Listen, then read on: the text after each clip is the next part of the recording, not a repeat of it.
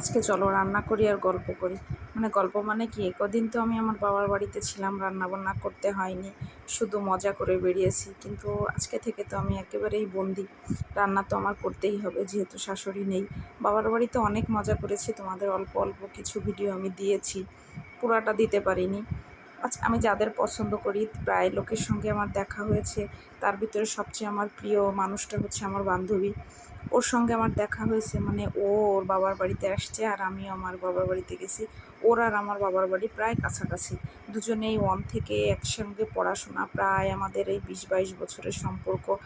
সম্পর্কের ভিতরে আমার মনে হয় না কোনো দিন কোনো ফাটল ধরেছে, কখনো মনে হয় না যে মনের ভিতরে মনোমালিন্য হয়েছে। আর যাই হোক, তোমরা দোয়া করো সম্পর্কটা যেন এভাবেই টিকে থাকে। আমিও চাই, আমার বান্ধবীও চাই, দুজনের ভিতরেই সুন্দর সম্পর্ক থাকুক। তো সেই ক্ষেত্রে ও পূজার বন্ধু, ওর বাচ্চাদের, তো ও বাবার বাড়িতে এসেছে। এখন হঠাৎ করে আমারও তো সেই অবস্থা, ছেলেমেয়ের পূজার বন্ধ, তো আমার একটা কাজে বাঁধলো। এরপরে আমি ওখানে গেলাম, হচ্ছে কি জানো, এটা ছিল হচ্ছে মনের টান। হয়তো আত্মার থেকে একটা টান আছে দুজনের, চাচ্ছিলাম যে দুজনে এক হব। ও বলতেছিল, লাবণী আমি গেলে কিন্তু তোর আসতেই হবে। তারপরেও ভেবেছিলাম হয়তো বা মনে হয় যেতে পারবো না, কারণ আমার তো একার দায়িত্ব, আমার শাশুড়ি নেই, শ্বশুরকে দেখতে হয়, হাজব্যান্ড আছে, কীভাবে কী করব।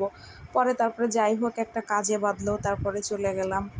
দুজনে তো দেখা হলো, খুব মজা হলো, কাজটাও হলো। আমার 2-3টা কাজ ছিল, খুব এমার্জেন্সি কাজ, সেই কাজের জন্য আমি গিয়েছিলাম।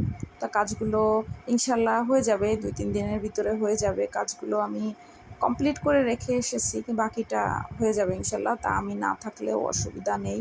তো চলে আসলাম। বান্ধবীর সঙ্গে যে কোথায় কোথায় গিয়েছি তোমাদের কাছে তো আমি অল্প অল্প বলেছি, এবং দিয়ে দেখিয়েছি যে কী আড্ডা করেছি। আরও অনেক কিছু আছে যে সবগুলা তো আর দেখানো যায় না।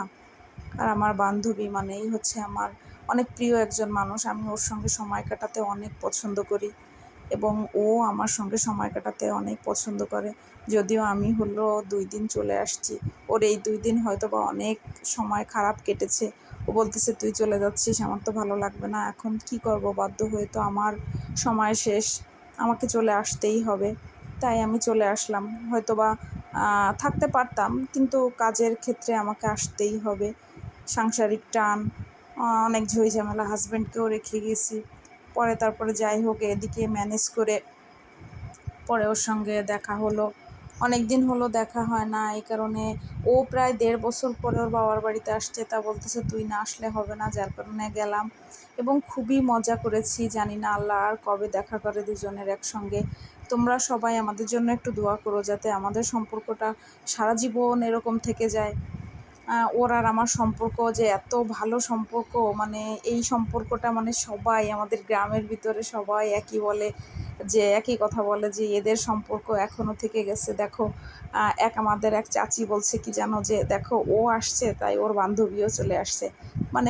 আমাদের ভিতরে এরকম একটা সম্পর্ক।